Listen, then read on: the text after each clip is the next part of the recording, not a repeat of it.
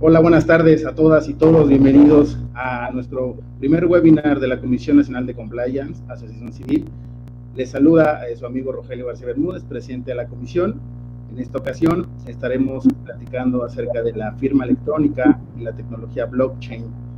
Pasaré a presentar brevemente a nuestros expositores, a quienes saludo y agradezco su tiempo para este webinar. Comienzo con Joel Gómez Treviño. Joel Gómez Treviño es abogado, egresado del Tecnológico Monterrey, tiene una maestría en Derecho Internacional por la Universidad de Arizona, es doctor honoris causa, cuenta con 24 años de trayectoria como especialista en Derecho de las Tecnologías de la Información, Privacidad y Propiedad Intelectual.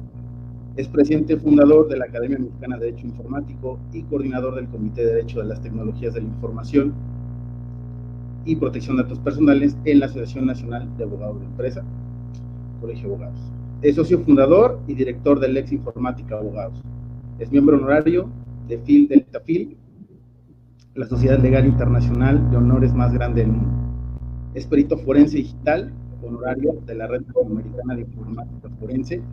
Ha recibido 19 reconocimientos provenientes de organizaciones de Argentina, España, Francia, Gran Bretaña y México, entre ellos el premio por trayectoria de la Asociación de Internet, debido a su desempeño profesional y su contribución al crecimiento de la industria de Internet en México, y el Premio al Mérito Jurídico de la Asociación Interdisciplinar de Juristas de México y el Claustro Nacional de Doctores Honoris Causa por su trayectoria de excelencia en el ejercicio de la abogacía.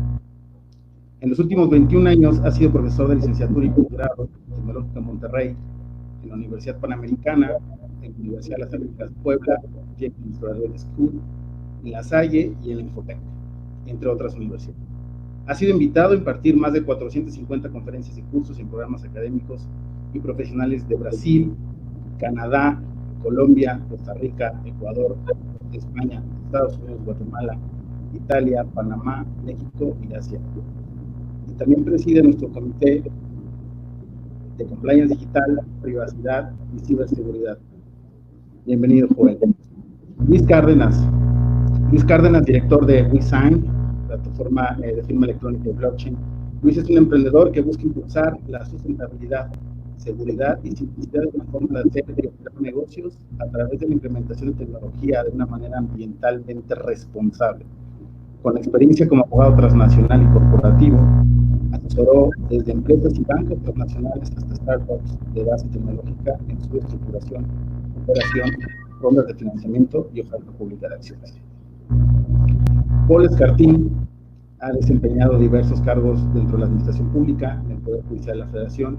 Es licenciado en Derecho, cuenta con maestría en Derecho por la Facultad de Estudios Superiores de Zacatlán, maestría en Derecho de Amparo por la Universidad de Pantatlo y actualmente es doctorando en Derecho Constitucional por la Universidad de Pantlate. Actualmente se desempeña como juez oral mercantil en el Distrito Judicial de Tlalnepantla. Y por último, Fernando Ortiz, quien es abogado egresado de la Universidad Autónoma Metropolitana, con experiencia dentro del ámbito corporativo, gobierno corporativo, due diligence, con estudios en el extranjero, socio fundador de Ortiz Linares Abogados, a quienes en conjunto les agradezco nuevamente su apoyo y tiempo para este webinar. Bienvenidos, amigos, ¿cómo están? Muy bien, muchas gracias. Muy amable por la presentación, Roger. Un placer.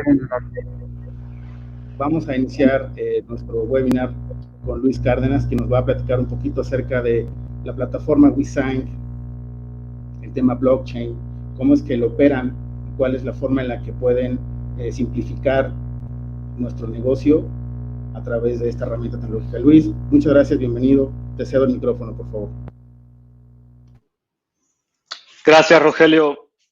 Hola a todos, yo soy Luis Cárdenas y junto con un grupo de grandes amigos fundamos WeSign, una empresa de tecnología que hoy tengo el honor de dirigir, y quisiera agradecer públicamente a esta audiencia y en especial la invitación que nos extendió la Comisión Nacional de Compliance para participar en este espacio como parte de la iniciativa privada de la industria del software en México. Invitación que nosotros atendemos con mucho gusto, ya que una de nuestras misiones, sin restar importancia a la continuidad de negocio en tiempos de contingencia, es promover la transición de modelos actuales de negocio a modelos sostenibles, eficaces y ambientalmente responsables, ya que estamos seguros que estas tecnologías han permeado y llegado para quedarse. Como les decía, hace varios años ya que fundamos esta empresa en donde nos dimos a la tarea de combinar el derecho con la tecnología con el objetivo de simplificar la forma de hacer y operar negocios con la seguridad jurídica que las transacciones digitales demandan hoy en día. En WeSign ofrecemos soluciones de firma, envío, entrega y administración de documentos e implementamos blockchain. En ese sentido, nuestro objetivo para esta sección del webinar es que ustedes puedan entender de una forma muy sencilla, en primer lugar, ¿qué es blockchain? Segundo, ¿por qué es inhackeable? Sus aplicaciones a diversas industrias y cómo fue que lo implementamos en WeSign para que cada documento que se firma con nosotros sea un documento único, irrepetible e infalsificable. Estoy casi seguro que todos aquí hemos escuchado esa palabra, blockchain. Para empezar, la vieron en el cartel del webinar. Algunos de ustedes la han de haber leído en alguna publicación del año pasado o del año antepasado. O también la estuvieron discutiendo en una de esas cenas a las que ya no hemos ido, sin entender nada y sin llegar a una conclusión lógica. Y pues no es para menos, porque blockchain es una revolución tecnológica. Olvídense por un momento de que blockchain es un registro de datos o que es la base de las criptomonedas o que es una cadena de bloques, porque al final del día, blockchain es una tecnología que puede aplicarse de varias formas y que está cambiando la forma en la que se crea, procesa y gestiona la información. Y me gustaría que abordemos la definición de blockchain desde esta perspectiva de una revolución tecnológica. Porque cuando nosotros pensamos en el Internet, quizá la última de las revoluciones tecnológicas, no definimos al Internet desde su punto de vista técnico porque muy pocas personas lo entenderían. Cuando la gente se pregunta, oye, ¿qué es el Internet? Nadie define al Internet como ese conjunto descentralizado de redes de comunicación interconectadas que utilizan una familia de protocolos TCP/IP, lo cual garantiza que las redes físicas heterogéneas que la componen constituyen una red lógica única de alcance mundial. No, nadie. El Internet hoy en día lo es todo. Hay personas que incluso lo considerarían un derecho humano, quizá hasta más accesible que el derecho a la salud en México. Es por eso que nosotros vemos en la tecnología blockchain una revolución, ya que en términos de Aristóteles está cambiando la constitución de nuestra sociedad como hasta hoy en día la entendíamos y eliminará una gran cantidad de procesos sin valor que nos permitirá invertir nuestro tiempo en actividades significativas de valor y creación. Es una revolución porque la situación es que en el contexto actual, para que el sistema económico, social y político funcione, se requiere generar, procesar, certificar y almacenar una gran cantidad de información. Y todas esas actividades han sido realizadas principalmente por personas. por los seres humanos.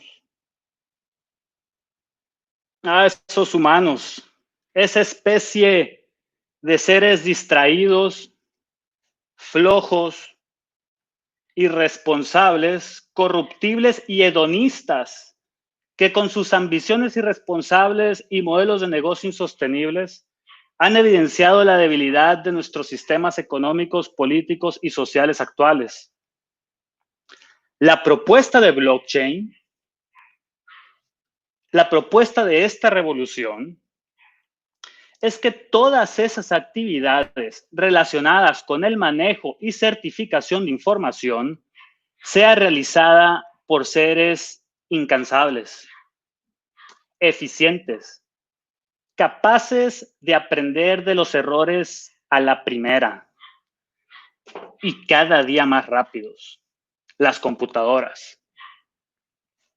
Ahora, todos sabemos cuál es la debilidad de los sistemas informáticos, que pueden ser objeto de ataques cibernéticos, es decir, que pueden ser hackeados. ¿Y cómo evita esto blockchain? Blockchain no lo evita con una fe notarial, tampoco lo evita con un timestamp, no usa antivirus ni firewalls, y mucho menos una certificación de un prestador de servicios de certificación autorizado por la Secretaría de Economía. Blockchain se protege gracias a su propia estructura y arquitectura. Los cimientos de esta tecnología radica en la cadena de bloques. Bloques que pueden contener cualquier tipo de información que es primero encriptada en un código único e irrepetible, al cual se le llama hash. Luego es enlazada con el hash del bloque anterior.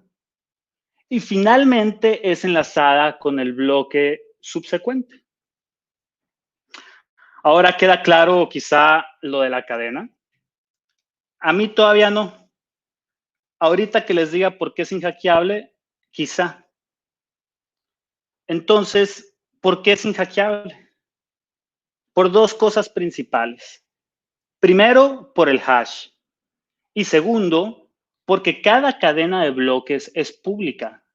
Es decir, está a la vista de todos los que participan de la blockchain o puede ser replicada en diversos nodos en tiempo real, dependiendo de la naturaleza de la blockchain. Como lo dijimos anteriormente, el hash. El hash es un código único e irrepetible que se genera a raíz de encriptar información. Y esa información es la que contiene cada bloque y este hash tiene una peculiaridad. El hash es generado en base a la información del bloque de tal forma que, si por alguna remota razón tengo acceso para alterar dicha información, por mínima que sea esa alteración, es decir, si a la información yo le cambio un acento o una coma, el hash resultante sería totalmente distinto al hash original que ya fue replicado en otros nodos y ya fue visto por diversos participantes de la blockchain. Una buena forma de ejemplificar esto es pensando en que cada bloque es una pieza rompecabezas que encaja perfectamente la una con la otra. Tenemos una pieza que tiene una cabeza y 3 hoyitos. La siguiente es una pieza que tiene un hoyito y 2 cabezas. Y la siguiente es otra pieza que tiene un hoyito y 3 cabezas. Ahora, cuando alguien cambia la información de uno de esos bloques, es decir, de las piezas de rompecabezas, la forma de la pieza cambiará y ya no va a encajar con las otras piezas, rompiendo de esta forma con toda la cadena. Y dicho rompimiento puede ser identificado ya que no existe una sola base de datos, porque todos los participantes tiene una copia de esa base o esta ya fue replicada en diversos nodos. Y es aquí precisamente donde radica una de las grandes virtudes de esta tecnología. Su validación o seguridad de la información no se encuentra sujeta a un tercero de confianza. Cuando un sistema económico, político y social requiere de terceros de confianza, es porque existe desconfianza. Y es en todos estos ámbitos de desconfianza donde esta tecnología tiene un gran espacio de crecimiento, ya que su validación e integridad no se da por parte de una gran institución o de un banco, tampoco por un prestador de servicios de certificación, y mucho menos por un notario. Su validación se le da a su propia estructura y sus muchísimos participantes de la blockchain que en cada transacción verifican que dicha cadena no haya sido alterada en forma alguna. Ahora, blockchain no siempre fue tan popular. Sus orígenes se remontan a los 90s. Es incluso más viejo que estas tecnologías que ahora ya estamos usando todos. Skype se lanzó en 2003.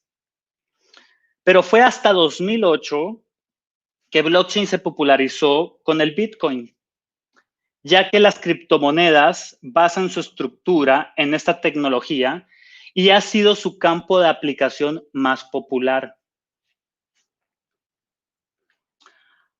Otras aplicaciones prácticas que han surgido de esta tecnología, fuera de las criptomonedas, las encontramos en las cadenas de suministro, en sistemas de votaciones, en gestión de identidades, en registros públicos, muchas otras más, y en la verificación de documentos. Esta última fue la aplicación que le dimos en WeSign. En WeSign, como les mencionaba al inicio de esta breve conversación, proveemos de soluciones para la firma, envío, administración de documentos, implementando esta tecnología. A través de nuestro software, tú puedes firmar cualquier documento y solicitar firmas de otras personas sin necesidad de reunirte y en cuestión de segundos. Una vez que todos los participantes lo han firmado, dicho documento es certificado por un prestador de servicios de certificación que es autorizado por la Secretaría de Economía. Esto para cumplir con la norma oficial 151 en materia de conservación de mensajes de datos. Y posteriormente, encriptamos dicho documento en un hash, como la pieza del rompecabezas, creando un bloque dentro de la blockchain privada que construimos, conectándolo con la información del documento anterior que se firmó y enlazándolo posteriormente con el documento que lo sucedió. Y la implementación de esta tecnología en WeSign nos permite dos cosas principales, dejando de lado el tema de la ciberseguridad, que lo podemos ver en otra ocasión. En primer lugar, cada documento firmado en WeSign se convierte en un documento único, irrepetible e infalsificable.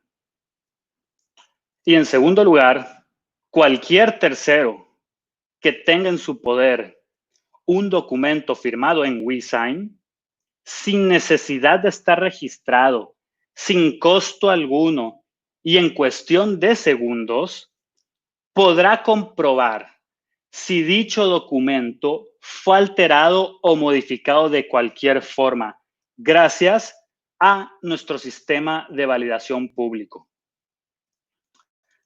Todo esto sucede en cuestión de segundos y lo pueden comprobar ustedes mismos registrándose en WeSign con nuestro paquete Go Green, el cual es totalmente gratuito e incluye 5 documentos al mes. Les voy a presentar muy brevemente, si la tecnología nos permite, un diagrama de cómo funciona nuestra tecnología.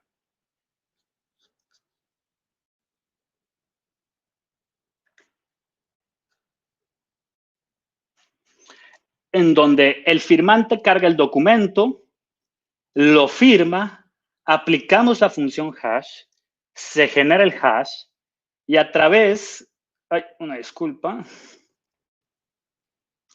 y a través de un smart contract lo guardamos en la blockchain y el documento ahí vive.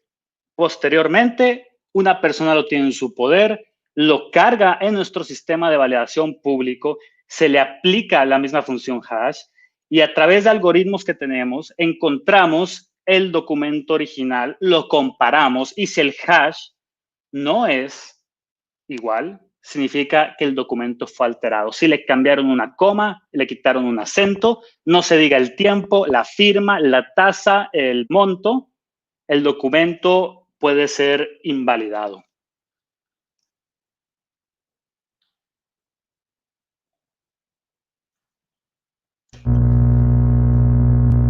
Perfecto, Luis. Pues nos ha quedado muy claro cuál es la tecnología que usa WeSign a través de la cadena de bloques blockchain, ¿no? Como un documento infalsificable a través del hash que puede utilizar cualquier persona que quiera despresurizar sus procedimientos para la firma de cualquier documento corporativo. Joel, tu opinión respecto a la firma electrónica, la tecnología blockchain y a través de los smart contracts, si nos apoyas, por favor. Claro que sí, Rogelio. Me da mucho gusto estar presente en este webinar.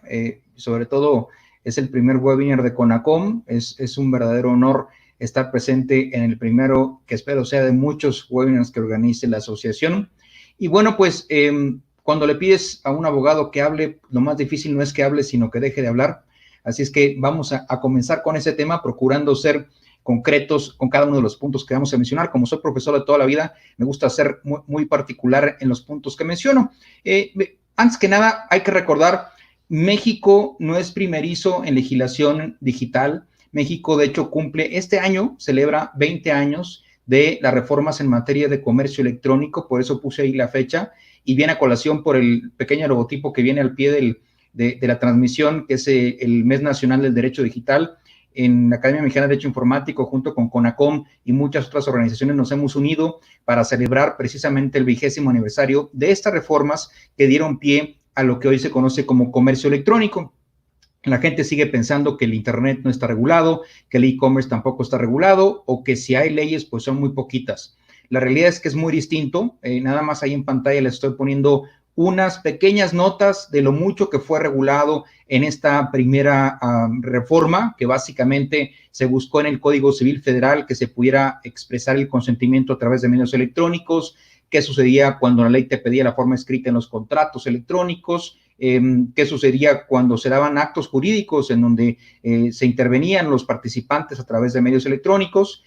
Se modificó también el Código Federal de Procedimientos Civiles para reconocer como prueba los medios electrónicos y para establecer algunas garantías o algunos requisitos para que cuando la ley te pida que el documento sea conservado y presentado en su forma original, ¿cómo lo hacemos cuando ese documento es de manera original nacido en medios electrónicos? También se modificó el Código de Comercio, en donde se adoptan principios de neutralidad tecnológica, autonomía de la voluntad, compatibilidad internacional y equivalencia funcional del mensaje de datos y la aceptación de medios electrónicos para contratar y como prueba en juicio. Y unos años después, en 2003, viene la segunda reforma al Código de Comercio ya para insertar un capitulado completo de firma electrónica.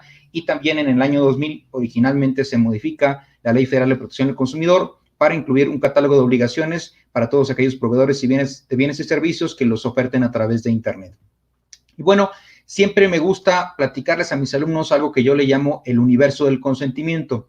Los abogados estamos tradicionalmente acostumbrados a firmar y firmar y firmar.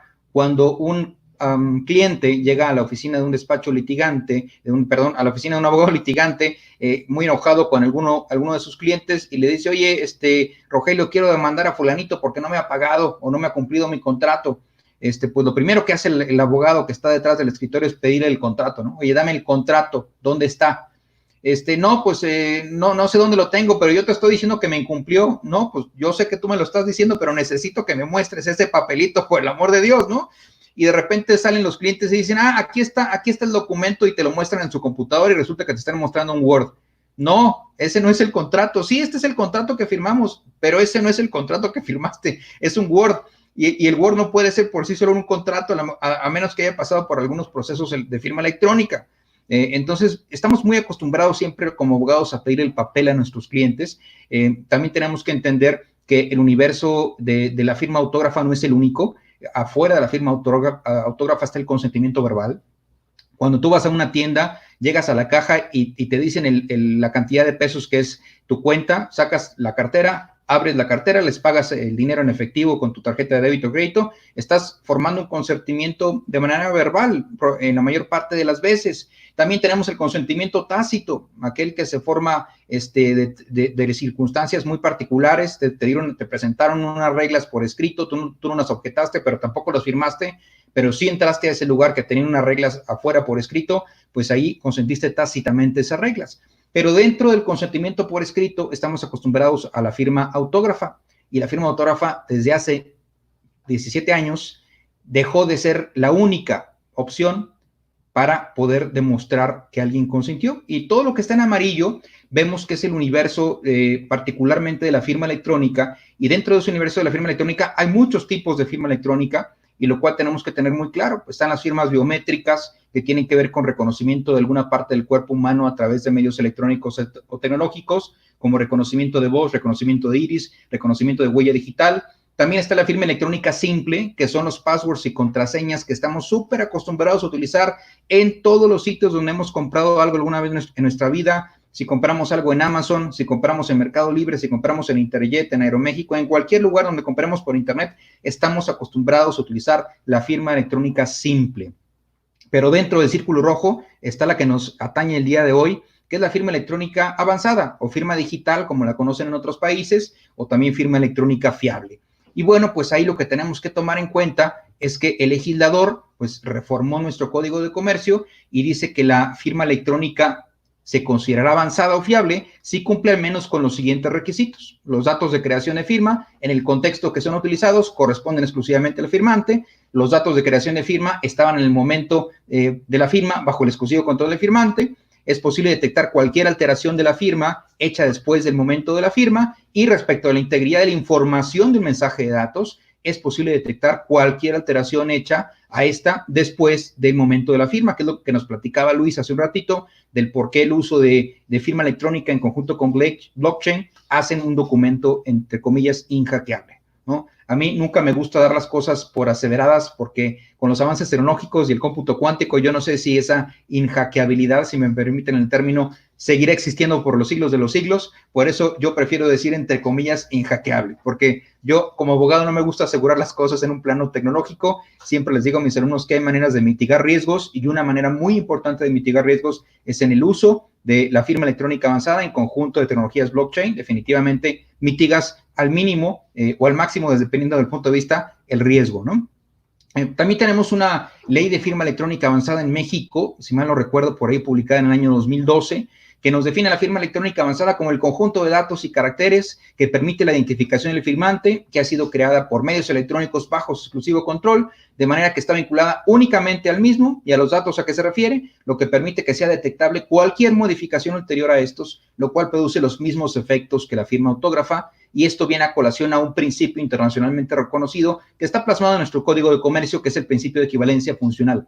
El Código de Comercio te dice, no podrás discriminar, el juez no podrá discriminar a un solo documento por la razón de que conste en medios electrónicos, o a una firma por la sola razón de que conste en medios electrónicos. Ese es el principio de equivalencia funcional, que está presente también con el uso de la firma electrónica avanzada. Hay otras definiciones importantes en la ley que valdría la pena que les echaran un vistazo, como el famoso certificado digital, que es el mensaje de datos o registro que confirma el vínculo entre el firmante y su clave privada. Y viene otra definición interesante, que es la de prestador de servicios de certificación, que son estas instituciones públicas que, conforme a las leyes que sean aplicables, así como notarios y corredores públicos y personas morales de carácter privado, que de acuerdo a lo establecido en el Código de Comercio son reconocidas en tal carácter para prestar servicios relacionados con la firma electrónica y, en su caso, expedir certificados digitales. Sin el auxilio de estos prestadores sería prácticamente imposible el uso de la firma electrónica avanzada. También en México está regulada la prueba electrónica, no la voy a abordar en este momento, pero quiero que sepan que tanto en nuestro Código Federal de Procedimientos Civiles como en el Código de Comercio está perfectamente regulada el uso de la firma electrónica, el uso de la prueba electrónica, perdón, que viene a colación al uso de la firma electrónica, porque precisamente la firma electrónica tiene atributos necesarios que nos ayudan a presentar un mensaje de datos ante un juzgador, y gracias a lo que está regulado en la parte de firma electrónica más lo que está regulado en la parte de prueba electrónica, hace posible el éxito en un juicio en un momento determinado. Y por último, ya para cerrar la charla, voy a platicarles lo que desde mi óptica conozco de blockchain y los famosos contratos inteligentes, que es una solución de negocio muy importante y que vale la pena que la conozcamos. Si ustedes buscan la palabra blockchain en internet, se van a encontrar decenas de definiciones. Una de las que más me gustan es la de Alex y Don Tapscott. Ellos dicen que la cadena de bloques es un libro digital incorruptible de transacciones económicas que pueden programarse para registrar no solo transacciones financieras, sino prácticamente todo tipo de valor. Y bueno, a mi juicio hay funciones que hacen sumamente importante la tecnología blockchain. La primera función es un almacenamiento de datos. Blockchain, lo primero que tenemos que saber es que es una base de datos. Y como una base de datos, su primera función siempre será el almacenamiento de datos. Luego viene una transmisión de datos, y esa transmisión de datos se realiza a través de redes peer-to-peer, que ya conocemos y estamos familiarizados con ese término, la gran mayoría de nosotros.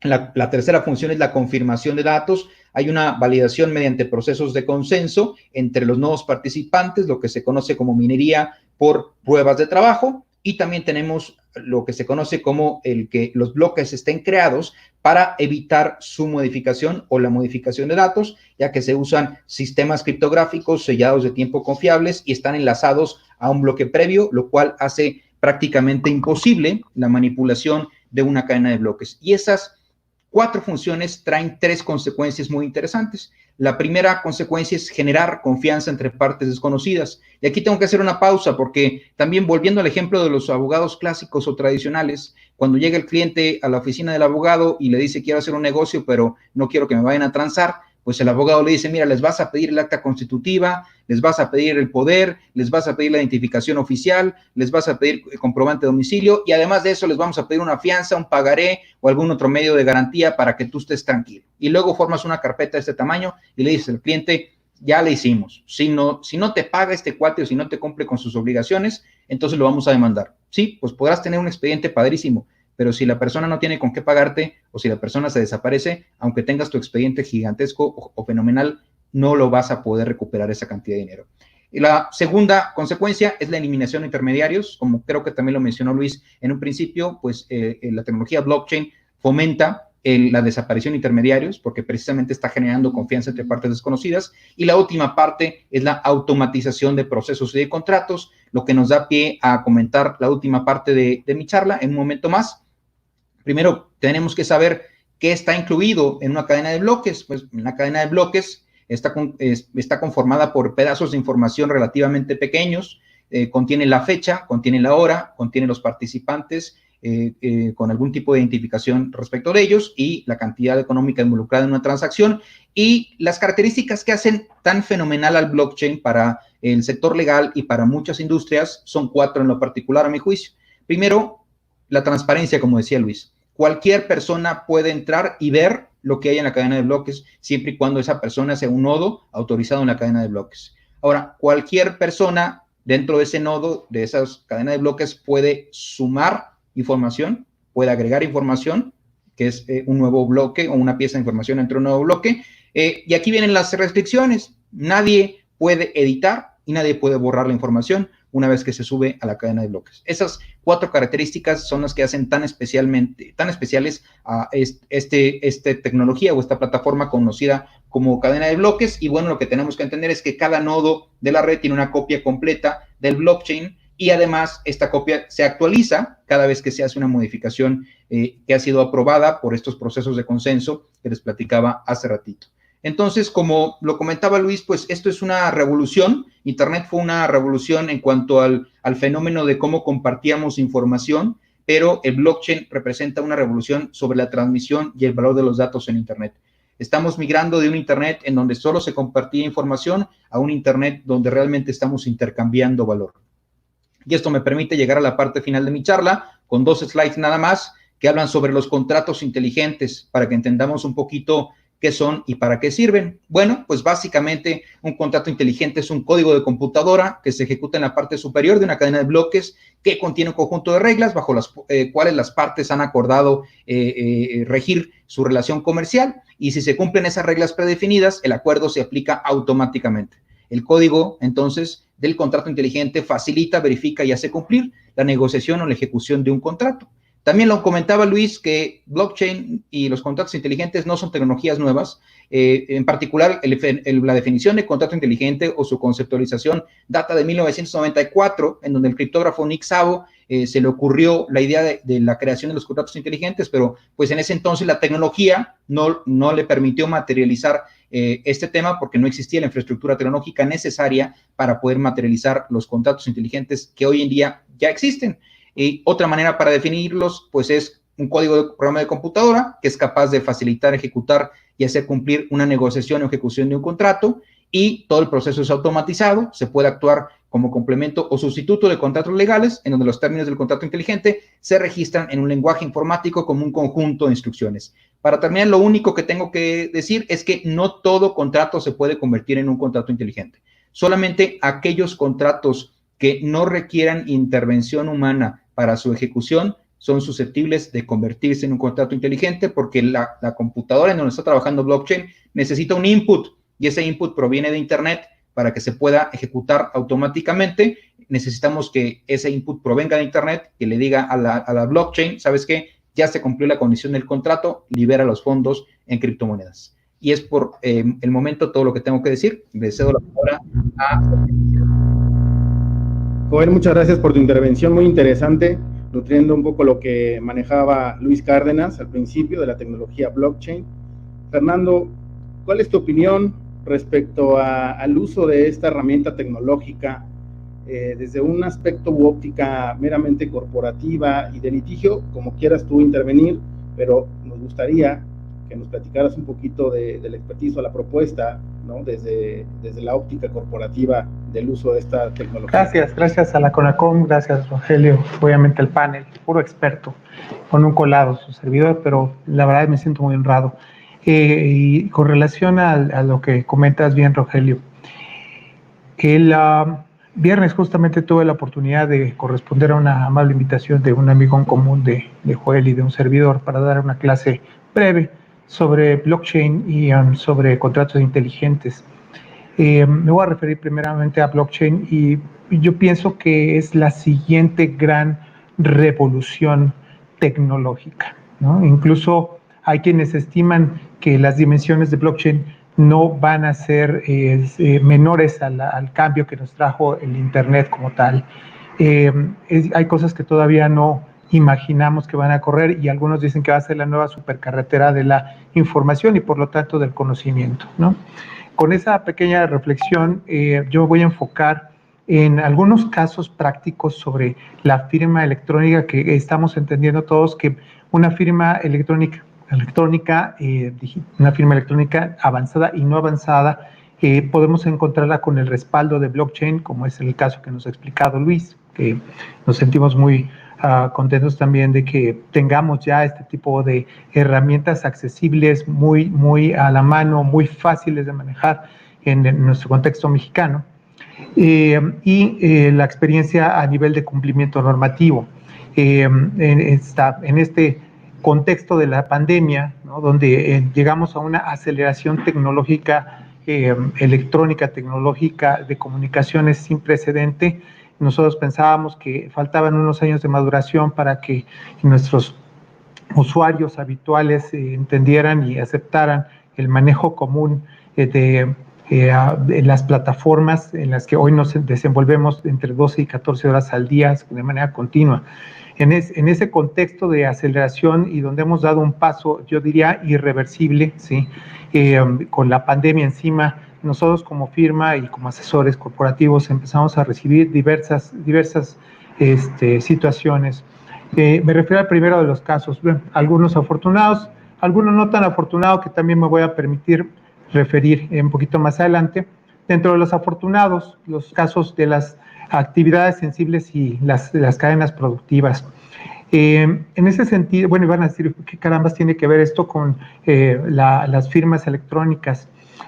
Bueno, pues precisamente a raíz de que el 31 de marzo se dieron estos decretos por los cuales nos vimos en la necesidad de suspender actividades no esenciales, nos empezaron a bombardear varios de nuestros clientes con consultas, y dentro de ese concepto de lluvia de estrés, varios de nuestros clientes nos decían, oye, Fernando, nos están llegando requerimientos de nuestros clientes a los que les proveemos en el extranjero y otros acá en México, pero que también son firmas internacionales, donde nos suplican que nosotros, aunque no estamos expresamente incluidos dentro de las actividades esenciales, no podemos detener la producción. ¿Por qué? Porque nosotros somos insumos necesarios para esas actividades esenciales y nos están mandando cartas, nos están solicitando que mantengamos la proveeduría, porque de otra manera tendrían que cerrar. Y bueno, estos decretos, que de por sí no se destacan por ser claros ni ser precisos, en mi muy modesta opinión, lo que empezó a ocurrirnos es que a clientes de actividades que no aparecían expresamente listadas dentro de las esenciales, como son, por ejemplo, pongo 3 ejemplos rapiditos, ¿no? Pinturas en polvo que se usan para equipo médico, ¿no? Muebles que se tenían que entregar y se tienen que entregar a tiendas de conveniencia para que sigan funcionando, o bien insumos electrónicos que sirven para sustentar infraestructura y sostenerla, mantenerla en marcha, pues no están a la letra de los decretos donde definen las actividades esenciales, ni tampoco dentro de su alcance. Hubo y por ahí un alcance que también es de muy dudosa claridad, pero estas cartas les empezaron a llegar a ellos, nos las empezaron a retransmitir a nosotros. Nosotros les recomendamos generar, amén de algún acercamiento con las autoridades de protección civil, probablemente hasta consideramos en algunos casos presentarnos ante la Secretaría de Economía para expresar el caso concreto. Lo que sí recomendamos e hicimos fue integrar expedientes, pero expedientes profilácticos, les llamé en su momento. Estos expedientes profilácticos tienen en su contenido los elementos, pedidos, órdenes, contratos, cartas de solicitudes de estos clientes en el extranjero solicitando el mantenerse para que funcionaran actividades esenciales y sigan desempeñándose. Estos expedientes pues tenían una debilidad, de mi punto de vista, en la perspectiva procesal, que es que estaban constituidos por documentos de carácter privado.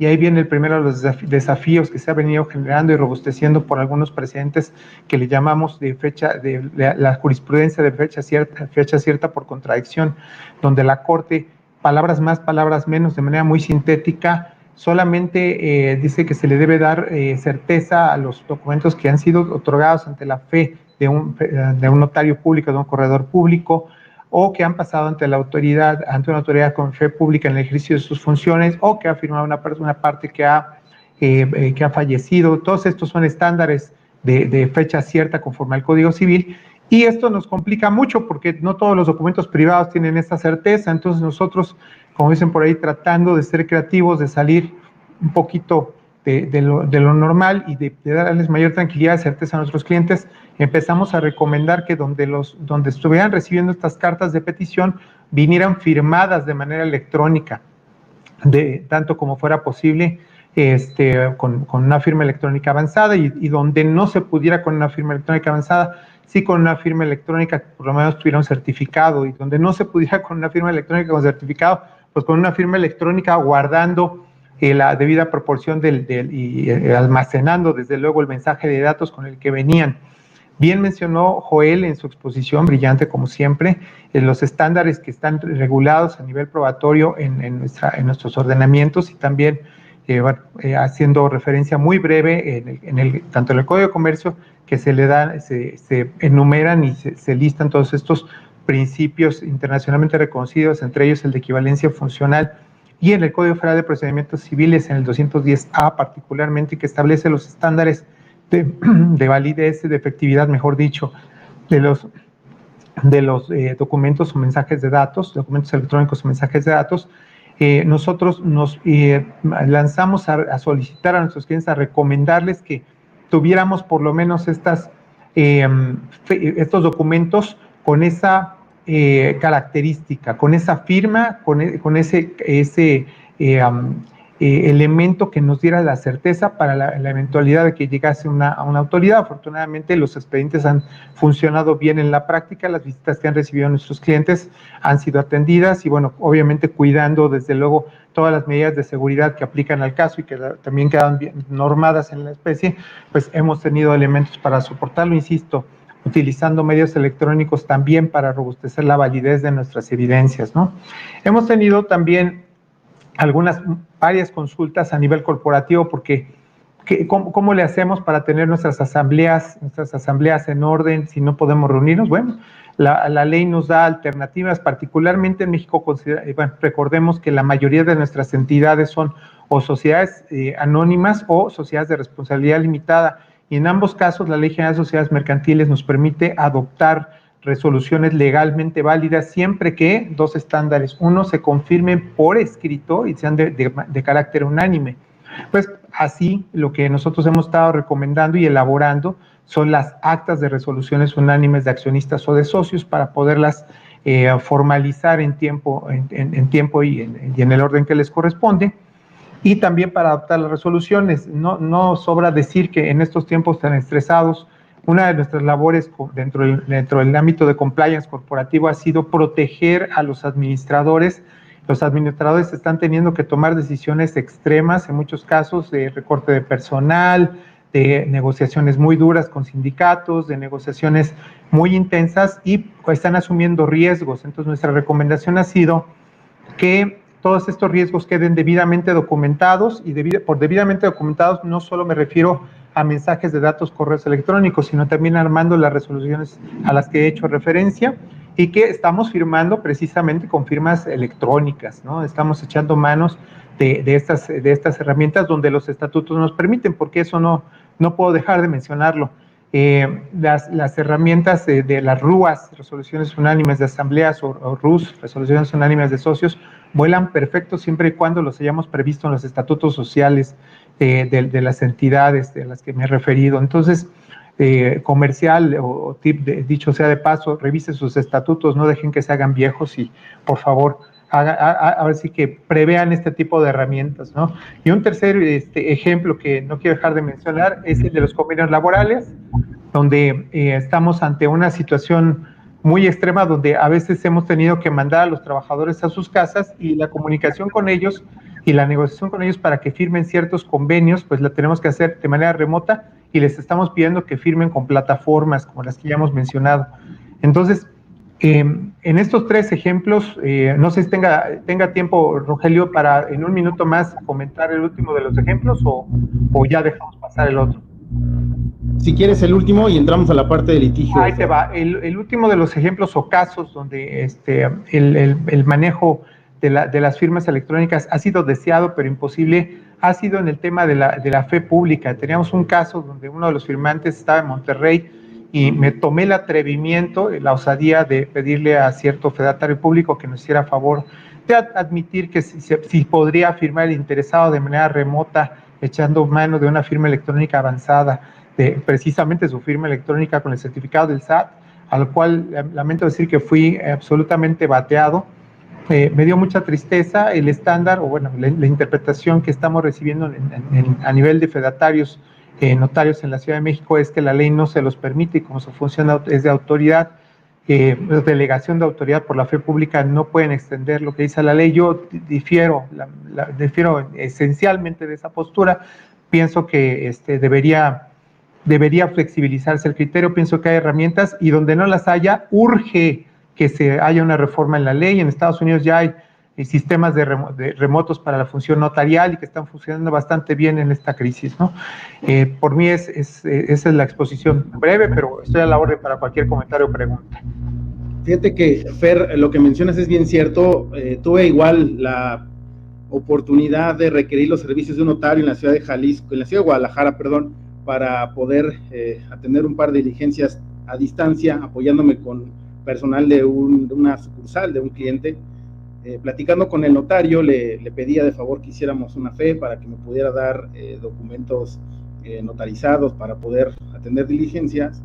Le expliqué esta figura, negado y cerrado, de que no era posible, de que no estaban facultados, que no conocía la figura. Ok, comprendo, pero creo que sí falta un poquito más de criterio y de conocimiento. Digo, me incluyo, estoy en ese proceso, pero creo que los corredores y operadores públicos deben de conocer un poquito más esta herramienta, que es utilizable por parte de ellos en ciertos actos jurídicos, no en todos, pero es cierto.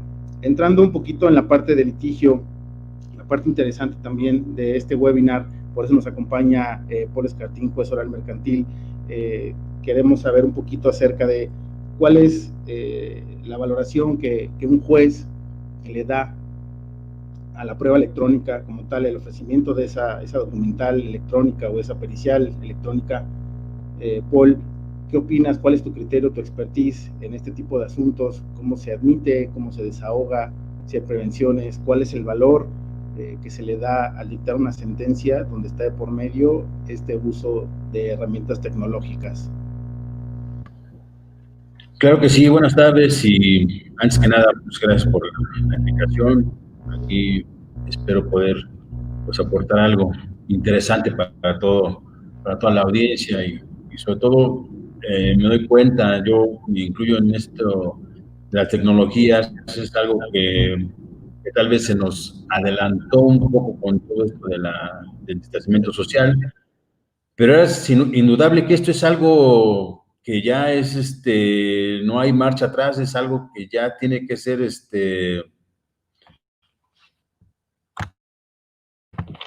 Sí me están escuchando, perdón. Esto es, evidentemente estos cambios de todo lo que no ustedes hablando del blockchain, de la cuestión corporativa, de los contratos, es algo que evidentemente ya nos alcanzó, tal vez se nos adelantó un poquito ahorita con todo esto del distanciamiento social y de la pandemia mundial que se está viviendo, y creo que lo único que hizo todo esto es adelantar un poco lo que ya es evidente que va a tener que suceder tarde que temprano. Yo quisiera comentar que debemos de tener bien presentes lo que refiere el artículo 78 del Código de Comercio, en el sentido de que la voluntad de las partes es la que va a regir siempre en cualquier contrato de los que lleven a cabo cualquier comerciante. Y solamente vamos a tener dos excepciones cuando se requiera para algún tipo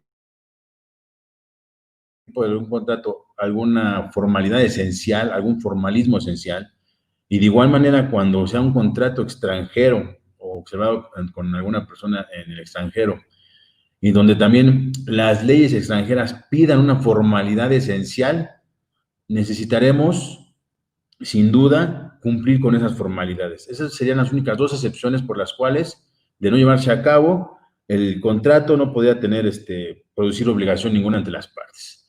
Entonces, en base a eso, yo quisiera comentar, en el Estado de México, que es el que yo imparto justicia, quiero hacer énfasis en cuestión a que se está trabajando en una plataforma en donde los juicios, insisto, en donde los juicios tendrán que ser digitales, vía internet, vía remota. Se está todavía trabajando porque no es algo que hoy en día tengamos ya al 100%, pero créanlo que esto va a ser algo que cuando terminemos esta charla, esta sesión, seguramente ya estaremos viendo esto. Es decir, es un ejemplo que pongo, una metáfora, si lo quieren ver así, en donde más temprano que tarde ya estaremos viendo nosotros las tecnologías aplicadas al derecho y al litigio. Quisiera comentar que, por ejemplo, los juicios orales mercantiles, que es lo que está, digamos, en boga, lo último que estamos viendo. Recordemos que ya materias como la penal, la familiar, están trasladando de lo tradicional a lo oral, lo que ha pasado igual manera con lo mercantil. En materia mercantil, voy a hablar del juicio oral, que al final del día, pues los demás juicios escritos tendrán que ser llevados de una similar forma. Una vez que ya se haya emplazado al demandado, que haya contestado la demanda, en su caso que haya habido reconvención y contestado la reconvención, se va a citar a una audiencia de juicio, a una audiencia inicial en donde vamos a verificar la legitimación de las partes, en primer lugar. En segundo término, vamos a proveer sobre la mediación y conciliación. Otro tema también muy importante y desde mi muy particular punto de vista, creo yo que los centros de justicia alternativo tendrían que ser lo principal, y la vía jurisdiccional tendría que ser lo alternativo. Pero bueno, eso sería tal vez tema de otra conferencia. Una vez que se ha llevado esta segunda etapa, realizaremos la tercera etapa, en donde se puede llegar a las partes sobre un acuerdo sobre hechos no controvertidos. Después tendríamos otra etapa en donde podríamos llegar a un acuerdo, las partes podrían llegar a un acuerdo sobre hechos, sobre pruebas, y es ahí precisamente donde tal vez empiezan a esclarecerse las dudas en cuanto al valor de las pruebas, la admisión, el ofrecimiento, la admisión, la valoración. Desde ahí podríamos empezar tal vez, independientemente de las firmas certificadas, que tuviera un contrato, algún documento, alguna firma fiable, esas pruebas, al final del día, todas las pruebas se tendrían que valorar tanto individual como en su conjunto. Y también tendríamos que partir de la fiabilidad de cada prueba, de cada documento, de cada firma. Para ello, en esta cuarta etapa del juicio oral mercantil, en relación a los acuerdos probatorios, las partes bien pudieran quedar de acuerdo en que se quede, en que no forme parte de la valoración de las pruebas algún contrato en el que ellos mismos ya hayan con anterioridad realizado con alguna firma fiable, con una certificación fiable, con todo esto del blockchain, etcétera. Entonces, al final del día, siempre que se va a valorar una prueba, y sobre todo hoy que estamos ya muy de moda con lo electrónico, con los medios electrónicos, siempre vamos a tener que cuidar el aspecto de la fiabilidad. Por lo tanto, creo yo, y mi punto de vista sería, esta herramienta que están presentando, bueno, permitiría darle mayor fiabilidad a las pruebas. Insisto, cada caso sería casuístico, cada caso habría que revisar qué otras pruebas tenemos que puedan convencer al juez, que puedan robustecer esas pruebas, esos contratos, etcétera. Entonces, creo yo que ese sería mi punto de vista como juzgador, un punto de vista de admisión, preparación, desahogo de pruebas y valoración en sentencia. Ok, Paul, no sé si alguien más gusta aportar algún dato que haya dejado, o gustan que pasemos a la sesión de preguntas y respuestas, que hay varias. Varias, no, señor presidente, hay muchas, así es que dirán. Bueno, entonces vamos con las preguntas. Ok.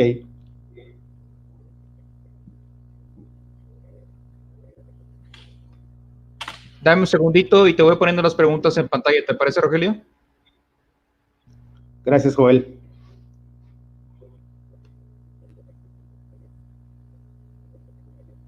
Ahí tenemos la primera pregunta. Si quieres darle lectura, Rogelio. ¿Qué consideraciones debería tener mi empresa para implementar blockchain? ¿Quién quiere, Luis o Joel? Yo creo que Luis está pintadito para eso. Venga, Luis. Hola, Rebeca. Yo creo que lo primero que tendrías que analizar es si en tu giro de tu empresa existe un ámbito de desconfianza.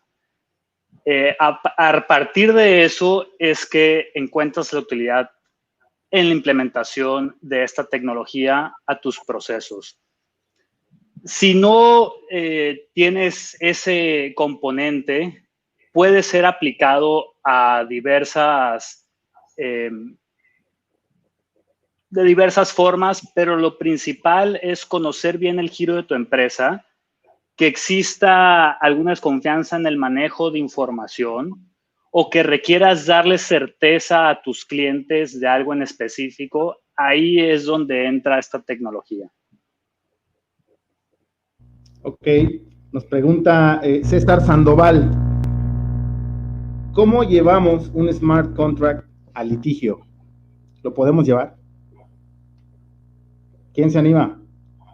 Venga, Fer, te escuchamos. Sí, en mi opinión sí es susceptible de hacerse ejecutable un contrato inteligente. La pregunta del el cómo hace una gran diferencia porque depende de la naturaleza del contrato de que se trate. Cuando hablas de un smart contract, habría que identificar primero si es lo que llamaríamos un contrato puramente en el mundo digital o un contrato híbrido, ¿no? Porque si es un contrato puramente digital, la probabilidad de que tengas que llevarlo a litigio sería solamente si es que estás en descontento por la consecuencia. Ponemos el ejemplo de un préstamo, un mutuo de criptoactivos o de monedas virtuales, y en ese caso, pues realmente sería a toro pasado, porque si A entonces B expresado en codificación, eso se va a cumplir y punto, ¿no? Entonces, la parte afectada sería la que tendría que cuestionar la validez, invalidez del contrato de que se trata, ¿no? Hay varios temas ahí que están todavía por explorarse, desde la competencia, desde cómo fijar el juez que puede conocer de un caso de un smart contract. Tendríamos que identificar el domicilio de la parte demandada si seguimos los principios procesales generales. Y bueno, solamente si las partes en ese contrato inteligente fijaron el sometimiento al arbitraje de manera expresa, mediante un consentimiento expreso, que podría ser ante una firma digital, ante una firma electrónica, con una firma electrónica, lo veríamos llevándolo a un panel, ¿no? Pero bueno, es algo que me muero de ganas de ver y espero que todavía me alcance para ser testigo de la situación. No sé, Joel, si quieres complementar algo. Todo a fin de cuentas se va a reducir a pruebas. Desde el punto de vista de nuestra legislación mexicana, no hay ningún impedimento para presentar algo que se considere smart contract ante un juez. De hecho, el principio de equivalencia funcional y de no discriminación obliga al juez a tomar en cuenta cualquier documento que conste en medios electrónicos. Yo no le veo ningún impedimento. El problema es probar adecuadamente y que la contraparte no vaya a tratar de atacar la integridad del documento, su accesibilidad, u otros requisitos que marca el artículo 210A del Código Federal de Procedimientos Civiles. Perdón, nada más agregaría, y colgándome un poco de la reflexión de Joel, yo lo vería como un litigio de peritos, perito contra perito con un perito tercero. No sé, Paul, ¿cuál sería tu reflexión al respecto? Totalmente. Sí, aquí recordemos, insisto, la fiabilidad es sobre todo lo básico, lo fundamental, y aquí, la parte contraria pues tendría la obligación, en todo caso, si desconoce la fiabilidad del documento, tendría la carga de la prueba de demostrar que ese documento no es fiable, ¿no? Y como dices tú, pues sí, también coincidiría, estaríamos ante un juicio de peritos contra peritos, ¿no? Nos dice Alice, la firma electrónica avanzada, solo es un comentario, la firma electrónica avanzada no acredita fecha cierta, pero los sellos digitales de tiempo sí podrían dar certeza de la misma. ¿Qué opinan? Ahí me sentí personalmente aludido y por ello me veo en la consideración meramente de comentar. Yo sí considero que la firma electrónica avanzada como tal, pero viéndola en forma armonizada con el documento mismo, sí ayudará a generar la certeza en la fecha de la realización de los actos que se contienen. y si bien no hay un precedente expreso en la materia, sí conozco y hay una tesis, no sé si Joel me dé permiso de presentarla brevemente. Aquí. Adelante, Fer. Sí, selecciona. Mientras le pedimos a nuestro presidente que lea, por favor, un comentario ahí en el chat privado. Ajá. Momentito, por favor, semanario. No, permítanme porque estoy batallando aquí con la selección. O si no, lo que puedo hacer, Joel, si me permiten, es ponerla a ti que eres el gallo en esta. Te la pongo aquí en el chat privado. A ver si se puede proyectar, porque no me está dejando mi navegador por alguna situación de seguridad. Pero esta tesis que estoy citando habla de las certificaciones bancarias. En esta reflexión, el colegiado del primer circuito, del tercer tribunal colegiado del primer circuito, llegó a la convicción de que dichas certificaciones bancarias generan una fecha cierta y dice, porque aunque se trate de documentos que proceden de un ente privado, banco, existe una presunción de buena fe e imparcialidad hacia los clientes que utilizan sus servicios.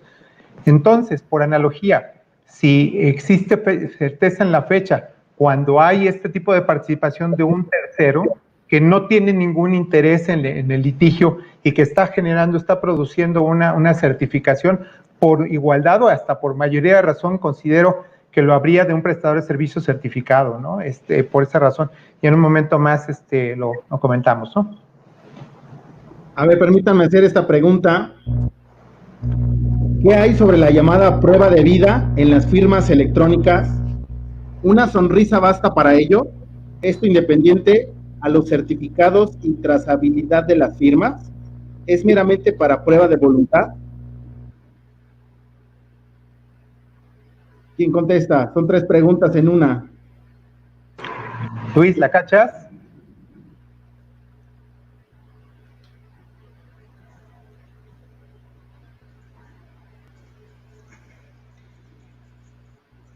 Pues mira, hola Juan.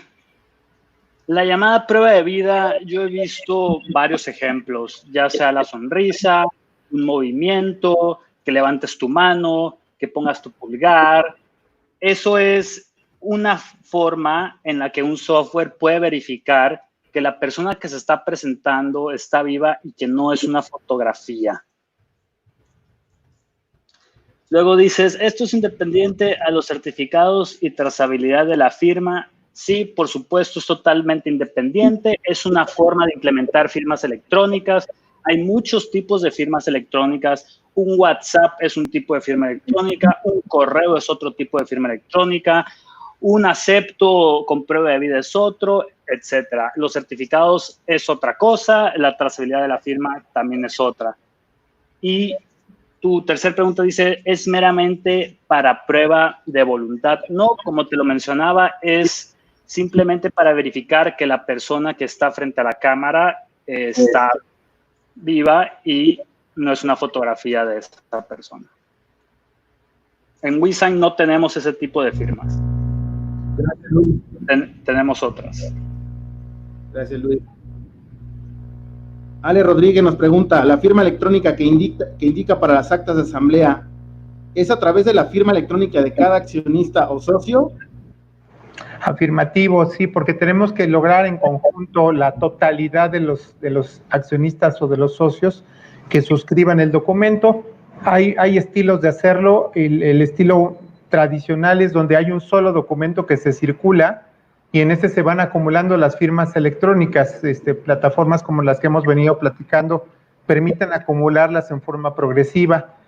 Cuando no quieres estar esperando a que vaya y venga el documento, ni aunque sea de forma electrónica, también puedes redactar los consentimientos de forma separada y facultar al secretario de la sociedad para que pueda reunirlos e integrarlos y presentarlos ante el fedatario público para su protocolización, como si fuera un solo documento, ¿no? Haga una especie de reexpresión fusionando el documento y entregue los consentimientos al fedatario de manera separada. Entonces, sí, como hemos platicado, utilizando la firma electrónica de las plataformas, ¿no? La firma de cada socio.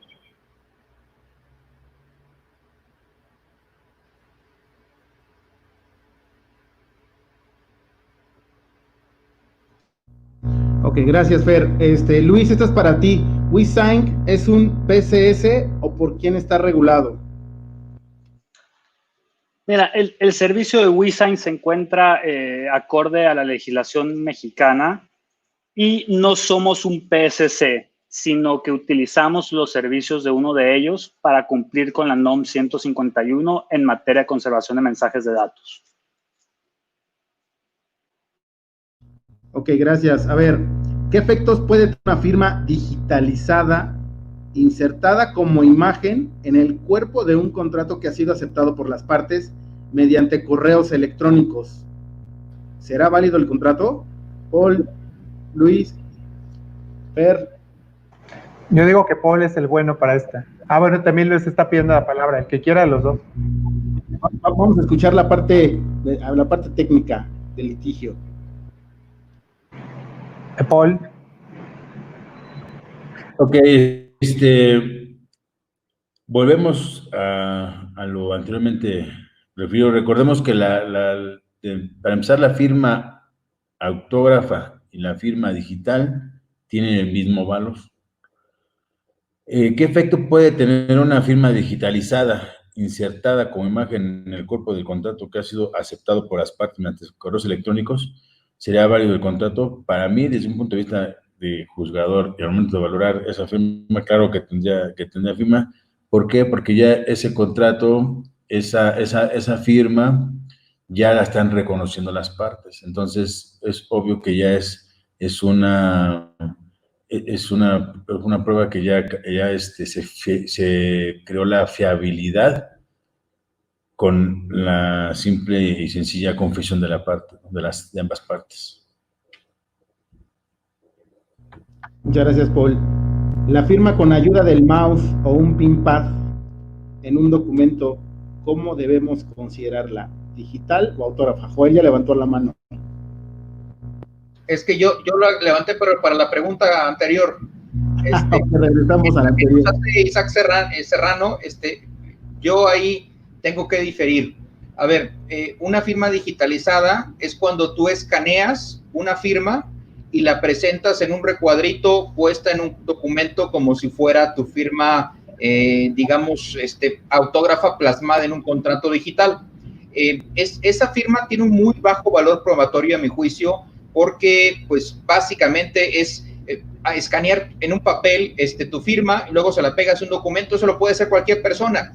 Pónganse a pensar que ahora con el tema del COVID, todo el mundo empezó a tener eventos remotos y empezaron a circular diplomas, ¿sí? Tú, Fer, eres testigo de cómo la NADE, todo el mundo empezó a circular los diplomas de abogado certificado. ¿Y qué aparecen los diplomas? Las firmas de representantes de Adrián, de la presidencia, o representantes de los programas de abogado certificado. Y pues, ¿qué significa? Que cualquiera puede agarrar esos diplomas, agarras el documento, medio le haces ahí un Photoshop y luego le pegas la firma a un documento y ya por eso va a tener un valor probatorio. No, claro que no.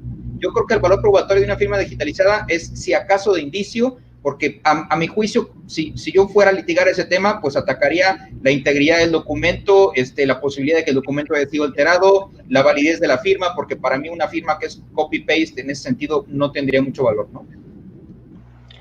Al respecto, okay. Si me dejas nada más, con el permiso de la mesa, 2 puntos. Obviamente, yo daría yo estoy a favor de los dos, y voy a explicar mi punto, ¿no?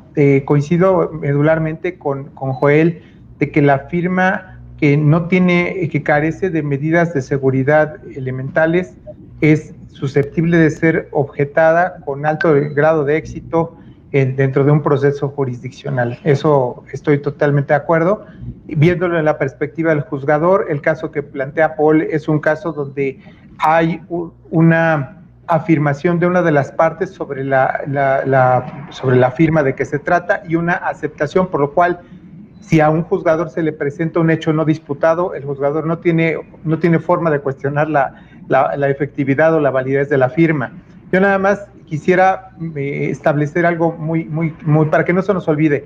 El 210A del Código Federal de Procedimientos Civiles establece los estándares que deben contar, que deben alcanzar para tener fuerza probatoria los datos o los mensajes que han circulado por medios electrónicos, son fiabilidad del método, atribución a las personas obligadas en términos del contenido, que es perfectamente lo que dice Joel. Si no hay manera de establecer o de generar esa atribución, el documento va a caer, pero al sótano 5, ¿no? Tiene que ser accesible para su ulterior consulta, siempre que sea conservado, ¿no? Y ahí mi única recomendación es conserven sus mensajes de datos, no los vayan a tirar a la basura como a veces pasa. Presidente, déjame dar un revire. Déjame dar un revire, porque se puso bueno este tema. Venga. De esto se trata estos espacios. Ahora sí, tengo que volver a coincidir parcialmente con nuestro buen amigo Paul y con Fernando, porque una partecita de la pregunta no la había yo detectado, donde dice insertada como imagen en el cuerpo de un contrato que ha sido aceptado por las partes. No me queda claro qué implica eso de aceptado por las partes. Hay que recordar que en derecho privado el principio rector es la autonomía de la voluntad de las partes, ¿sí? Es un principio sumamente importante en derecho contractual, no en derecho privado. Entonces, si ambas partes se pusieron de acuerdo en un contrato y dijeron, vamos a aceptar que los documentos posteriores a esta firma, a lo mejor los anexos o las órdenes de compra, contengan una firma digitalizada en lugar de otro método, eso es perfectamente válido. Si tú te pusiste de acuerdo con la contraparte para aceptar ese tipo de firma en lo particular, es completamente válido. Y hay que recordar que en México hay la firma electrónica simple y la firma electrónica avanzada, cuando menos, y la simple puede ser prácticamente cualquier garabato electrónico tecnológico que se te ocurra. Entonces, depende mucho de las circunstancias que rodeen el caso. Gracias, Joel. Luis Cárdenas, esta también es para ti. ¿La blockchain de WeSign es pública? ¿Dónde se puede explorar los bloques? ¿Quiénes participan como nodos? ¿Puedo montar un nodo? Son 4 preguntas en una, pero creo que son interesantes y técnicas. Hola, Gonzalo. La blockchain de WeSign no es pública, es privada.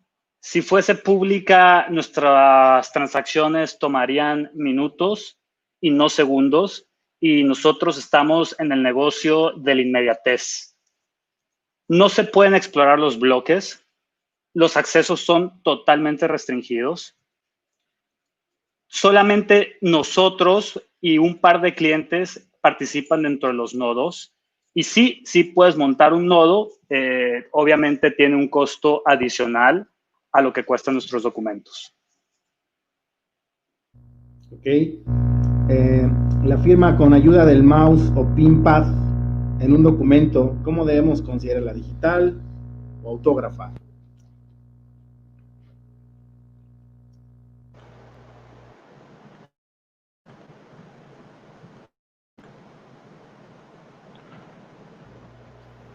En mi opinión sigue siendo digital, aunque tenga una caligrafía, pero está capturada en unos y ceros. Entonces, en este sentido, yo le daría el carácter de digital. O lo mejor de Luis, que verdaderamente sabe de temas técnicos, ¿no?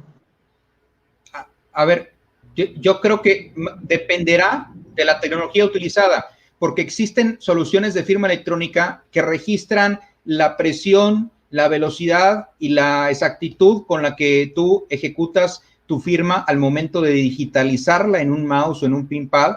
Si esa solución existe, podría ser perfectamente una firma digitalizada, tal vez, pero si solamente es hacer un garabato en tu iPad y luego copiarlo y pegarlo a un documento legal, ahí tengo mis reservas, ¿no? Entonces, depende mucho de la solución. Si la solución incluye una solución completa, como si las hay en el mercado, de utilizar digamos, un pad especial donde te reconoce, insisto, la velocidad con la que firmas, la presión con la que haces, la precisión del garabato, tal vez tenga elementos que coincidan con los elementos de firma electrónica avanzada. Pudiera ser una especie de firma electrónica intermedia, porque si bien no tiene todos los elementos de la avanzada, sale sobrando de los elementos muy menores que tiene la firma electrónica simple.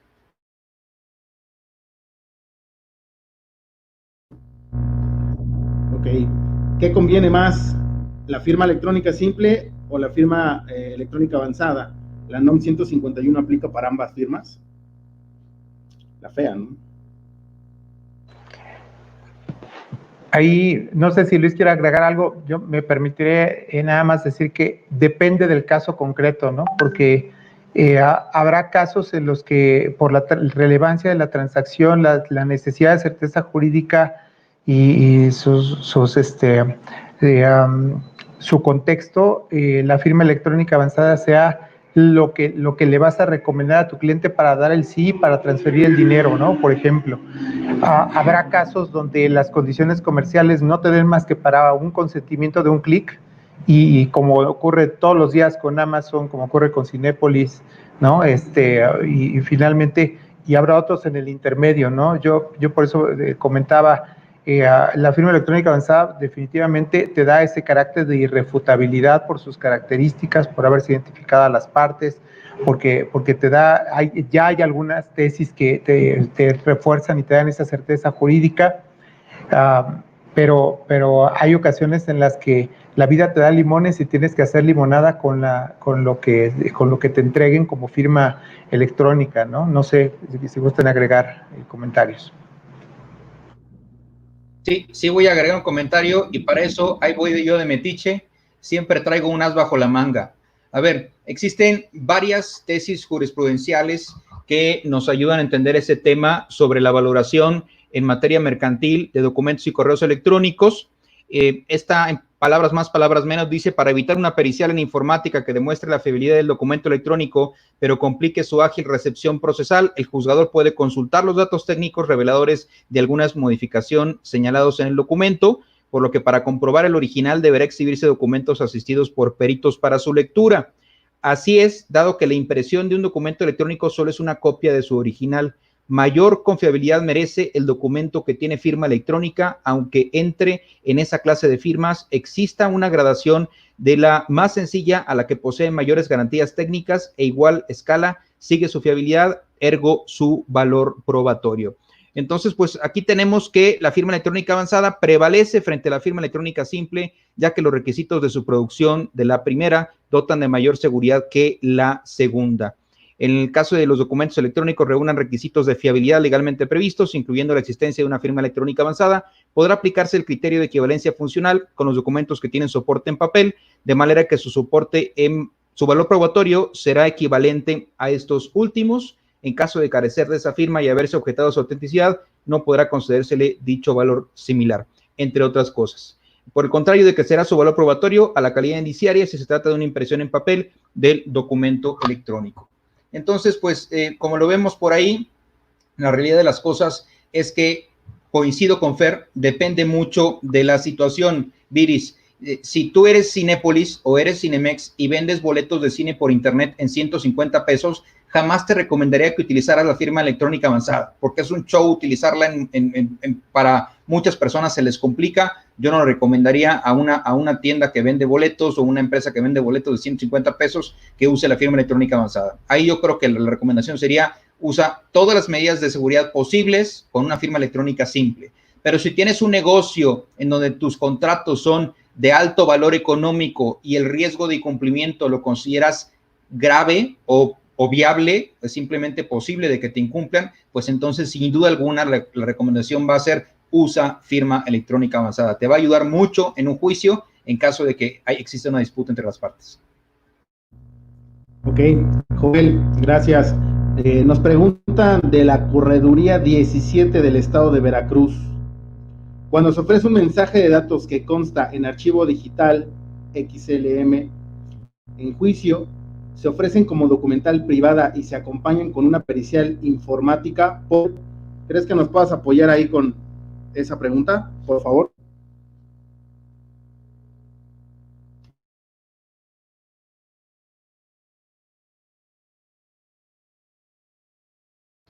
Tienes que activar tu micrófono, Paul. Sí. Es que estaba yo tratando de entender la pregunta. Dice: cuando se ofrece un mensaje de datos que consta en un archivo digital XLM en juicio, se ofrecen como documental privada y se acompaña con una pericial informática. Ok. O sea, cuando lo agregan al escrito inicial de demanda y el documento base de la acción puede ser... No sería lo...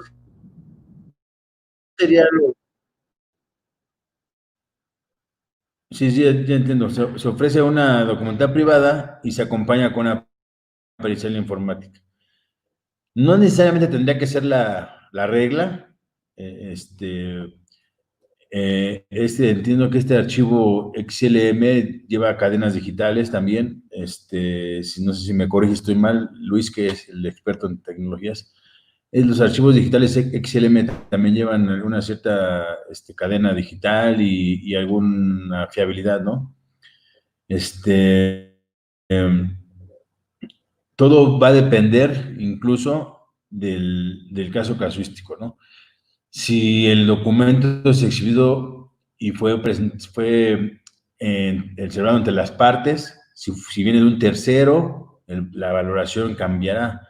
Si ese documento fue objetado, si no fue objetado, es decir, la documentación que se exhiba en un archivo XLM y se acompañe con una pericial informática, tendrá el mismo valor si se hubiera ofrecido la prueba, porque va a depender de cada caso en especial. Insisto, si fue objetada, si es un documento que fue celebrado entre las partes o por un tercero. Ok, Paul, muchas gracias. Luis, hay varios que nos están preguntando si nos puedes platicar un poquito acerca de WeSang, de la plataforma, costos igual, y si gustas aventar ahí un pequeño comercial de dónde te pueden contactar para poder conocer un poquito más de la plataforma WeSang, por favor.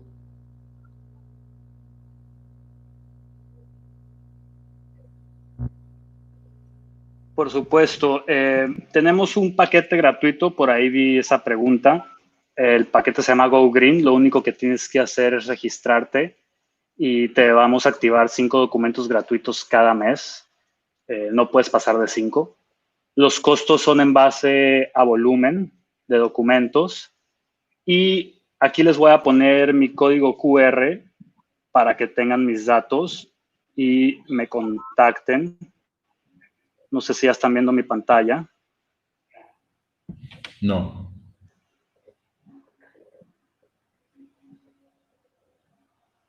¿Pueden ver mi pantalla? Sí. Bueno, si ustedes le toman una foto a ese código, van a tener mis datos para cualquier otra duda que tengan y no quitarle el tiempo a las otras preguntas con temas ya más comerciales. Pero, como les dije, tienen 5 documentos gratis al mes, no tiene ningún costo, no tienes que poner ningún dato de ninguna tarjeta. Ahí se las dejo un ratito.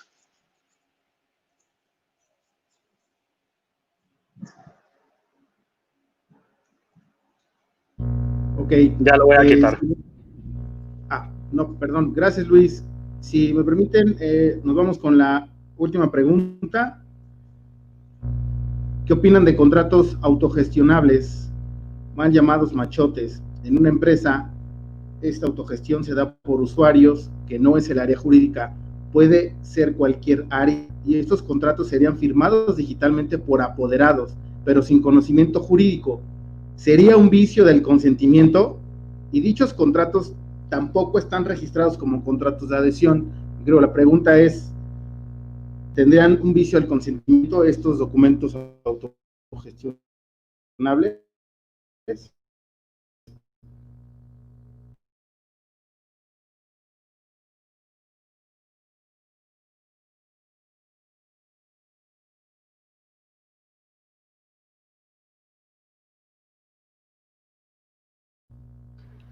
¿Alguien responde la pregunta, por favor? Déjenme dar una opinión no experta. Tenemos que entender que quien firma está plasmando su consentimiento. No importa que sea abogado, que no sea abogado, o que tenga conocimiento jurídico, que no tenga conocimiento jurídico. Habría que basarnos simplemente en las reglas de competencia. Si la persona es competente para firmar, léase, no tienen una incapacidad mental, es mayor de edad, es una persona competente para asumir obligaciones, yo no creo que estaría dotada de algún vicio este tipo de ejemplo que nos plasmea Angie. No sé qué opines, tú, Fer, o tú, Paul. Primero Paul y luego con mucho gusto complemento. Es que yo creo que aquí tendríamos que partir desde lo básico, que es hasta qué facultades tenga el apoderado o la persona que está firmando, ¿no? Para poder pues, determinar si tiene algún valor o no tiene un valor esa firma. Al respecto, yo nada más quisiera agregar que evidentemente el que afirma tiene que probar, ¿no? Esa es la primera regla. Y segundo, cuando tú recibes un correo de una persona, un mensaje de datos, tienes en tu beneficio ciertas presunciones que nacen precisamente del Código de Comercio, desde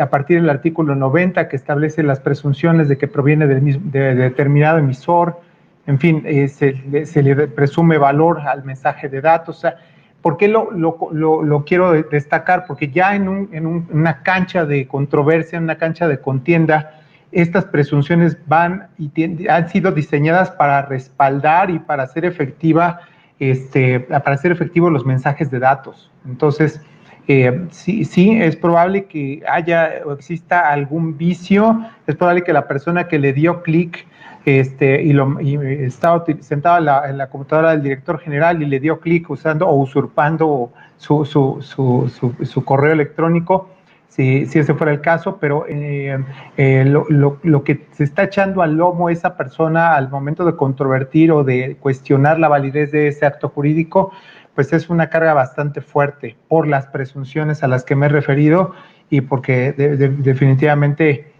yo me inclinaría más a sostener la validez y la efectividad de la obligación, ¿no? Si me lo permiten, aquí incluso el propio código refiere, si tú ya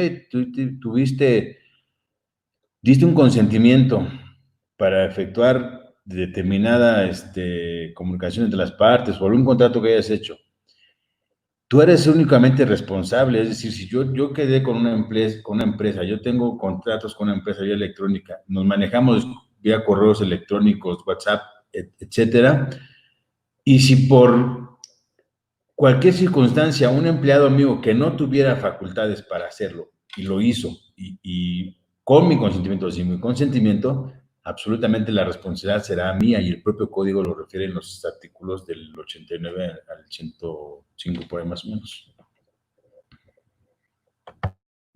Ok. Esta pregunta me gusta que igual, si me lo permiten, asignarla a Paul y a Fer. Nos pregunta Alberto Jiménez, ¿qué opinan acerca de suscribir un título de crédito con firma electrónica avanzada?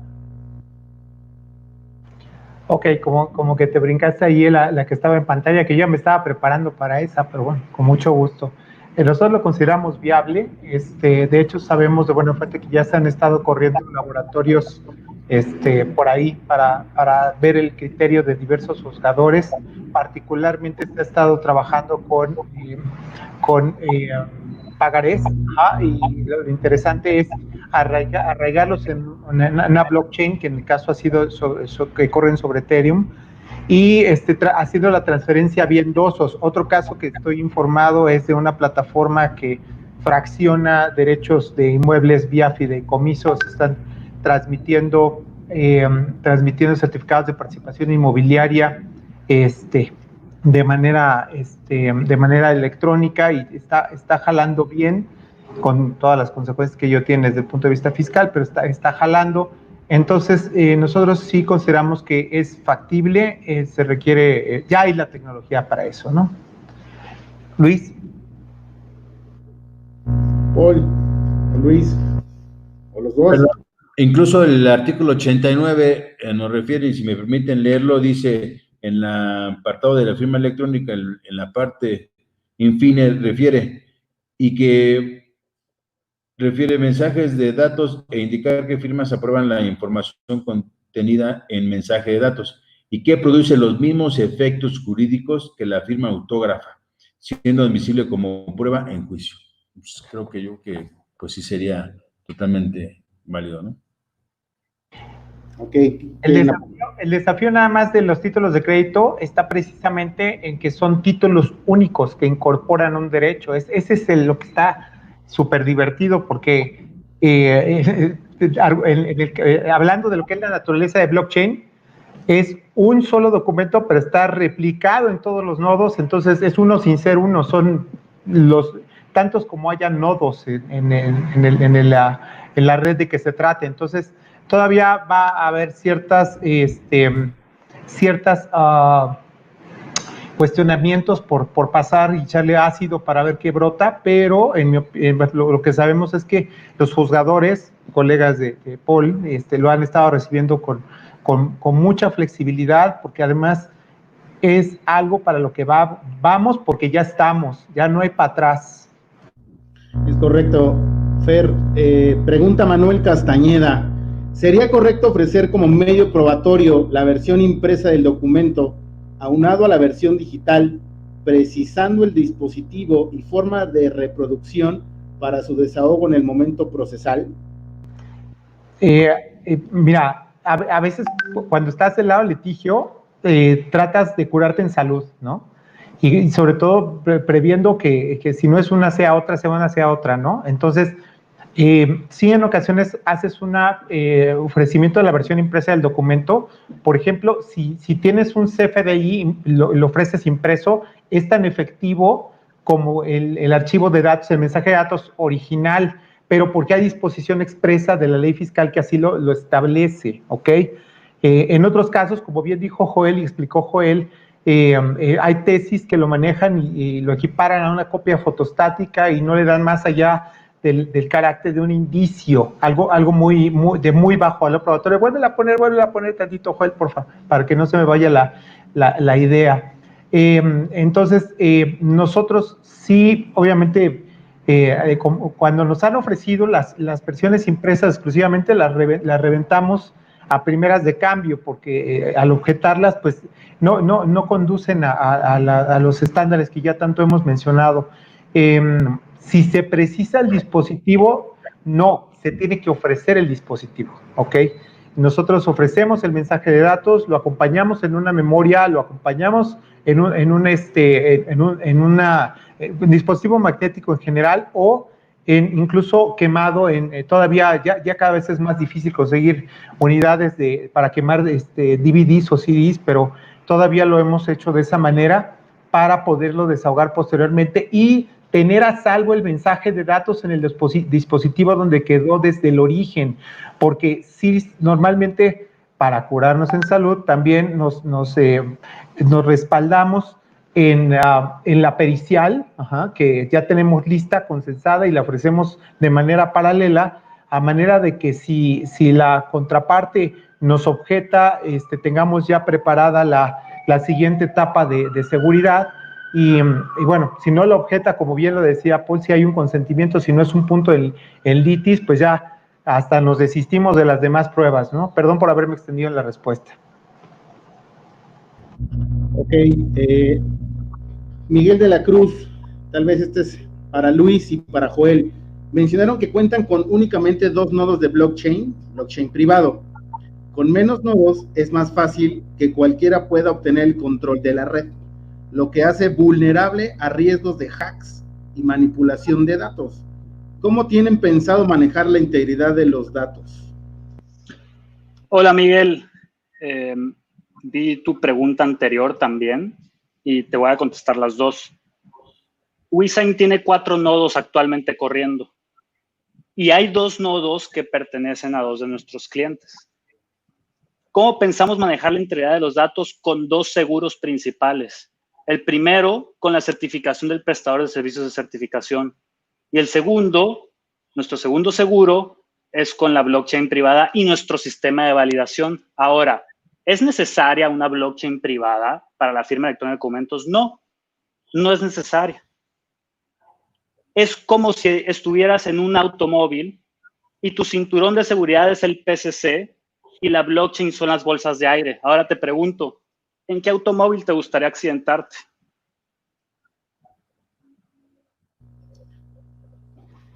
Ok. Siguiente pregunta. César Sandoval nos pregunta, ¿los smart contracts y firma electrónica sirven y son aplicables para plataformas como Uber? En caso de clientes que requieren o tienen la idea de este modelo de negocio, ¿cómo se establecería el modelo de firma y smart contract? Tal vez está un poco rebuscada la pregunta.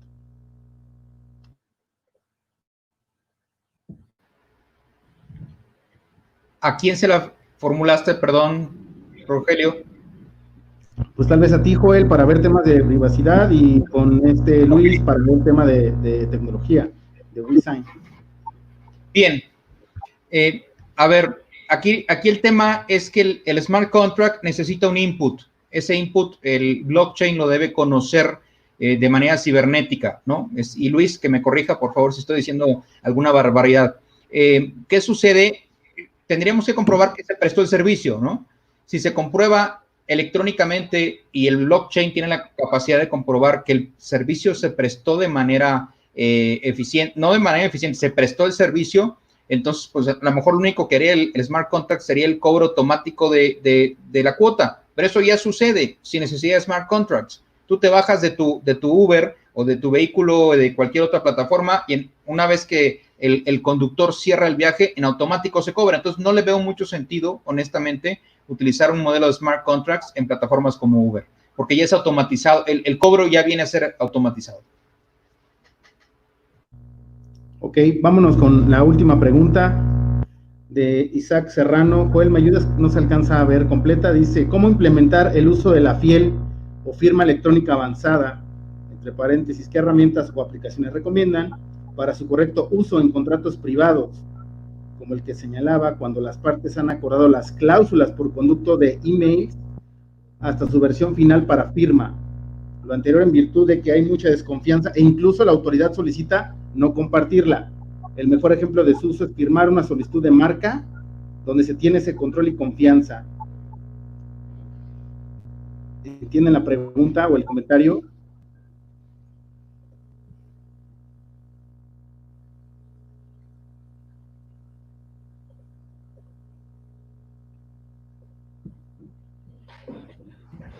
Ahí se me perdió, mi querido Luis, pero yo lo que diría es que...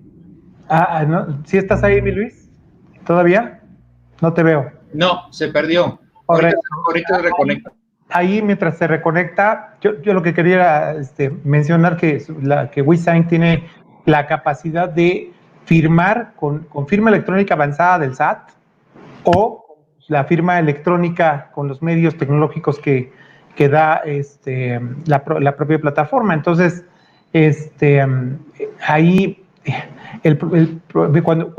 evocando uno de los ejemplos que les comentaba de los convenios laborales con trabajadores que están dispersos porque ya no están yendo a trabajar, que es todo un show.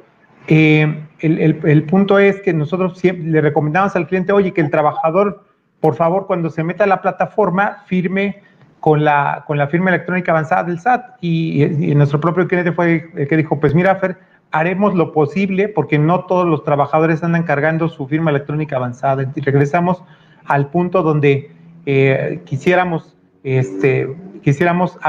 contar con la mayor seguridad jurídica siempre. La realidad es que no siempre se puede y en esos casos siempre es mejor tener un respaldo, ¿no? A mí lo que me gusta de las plataformas, no quisiera hacer un endorsement directo, pero lo que me gusta mucho de las plataformas que están operadas y con cabeza en México es que asumo, Luis, y quisiera hacer un compromiso en caso tuyo, que contaremos con ustedes para curar los desafíos que nos vengan a plantear los litigantes en la vida diaria, porque sé que eso no lo voy a tener si contrato o tengo un documento firmado con una plataforma ubicada en el extranjero. Aquí en México nos urge generar costumbre, necesitamos generar solidez, necesitamos generar confianza. La confianza se construye con la práctica y tiene que ser una práctica exitosa. Y esa práctica va a resultar en tesis y esas tesis van a respaldar el uso de las firmas. Entonces, como usuarios tenemos ese deber, tenemos que generar la confianza en las herramientas y, bueno, por esa razón, yo quisiera que dejáramos el compromiso, Luis, de que si usamos tu plataforma nos van a echar la mano cuando tengamos que hacer periciales elaboradas donde alguien se quiera pasar de vivo, precisamente para que no se pasen de vivos y para generar mayor nivel de confianza. Hasta ahí mi comentario. Es correcto, Fernando. Cuenta con nuestro compromiso. Nosotros por esa parte estamos corriendo litigios estratégicos para crear precedentes. Incluso ya tenemos un pagaré electrónico firmado en WeSign muy cerca de ejecutarse en sentencia. Y a diferencia de los PCCs, que para poder comprobar que un documento no ha sido alterado, y tienes que solicitarle a la autoridad que se lo solicite. Tú lo puedes hacer en nuestro sitio web, a través de nuestro sistema de validación, sin ningún costo, sin ningún registro, y en 5 segundos te decimos si el documento ha sido alterado o no. Ok, bueno, pues además de las preguntas, de algunas de las muchas preguntas que tuvimos por parte de los participantes, algunos de ellos nos piden que demos un segundo episodio, tal vez ya cuando tengas información que pudieras compartirnos, si te lo permite Luis. Igual, Paul, estar contigo nuevamente para conocer un poco más la óptica del juzgador de la admisión y valoración y ejecución de esta prueba, de esta herramienta tecnológica. Y no me queda más que agradecerles a ustedes, expositores, su tiempo y su disponibilidad, y así como a todos los que nos estuvieron viendo a través de las redes sociales. Estén atentos de nuestros siguientes webinars que vamos a estar presentando en próximas semanas. Muchas gracias a todos. Muy buenas noches.